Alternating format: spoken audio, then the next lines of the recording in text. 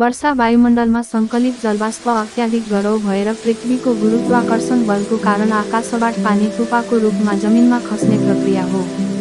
तर सबै वर्षा जमिनसम्म पुग्दैनन्, केही त सुक्खा हावा भएर खस्दा बाष्पीभूत हुन्छन्।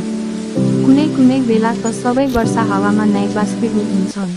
जलचक्रमा वर्षाको प्रमुख भूमिका हुन्छ, जसमा सागरहरूका उस बाँकिएर वेग बादलमा चिसिन पुग्छ अनि पृथ्वीमा खसेर अन्तर्गत वा खुला नालाका माध्यमबाट सागरमै पुग्छ र यो चक्र दोहोरिन्छ। कालो बादल सहितको वर्षा। वर्षाको परिमाण नाप्न वर्षामापक प्रयोग गरिन्छ।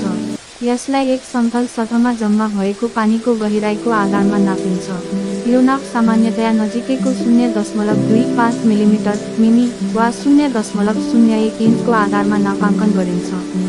कहिलेकाहीँ यसलाई लिटर प्रति वर्गमिटरको आधारमा नापिन्छ। 1 लिटर मि वर्ग बराबर 1 मिमी।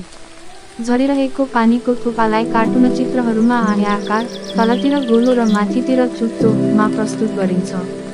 तर यो गलत हो, मात्र केही थोपा स्रोतबाट खस्दाको क्षणमा आयताकारको हुन्छ।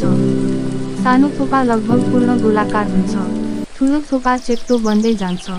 धेरै ठुलो थोपा प्यारासुट आकारको हुन्छ। सालाखाला वर्षाको थोपा 1 वा 2 मिलिमिटरको हुन्छ। पृथ्वीकै सबैभन्दा ठुला थोपाहरू ब्राजिल र मार्शल टापुहरूमा अभिलेख गरिएका छन्, जसमध्ये केही 10 मिलिमिटरसम्म ठुला थिए। ठुलो हुनुको कारण ठुला धुवाका कणहरूमा वाफ जम्न पुगेर अथवा धेरै तरल पानी भएको सानो क्षेत्रमा थोपाहरू एकापसमा ठोक्किन पुगेर हो।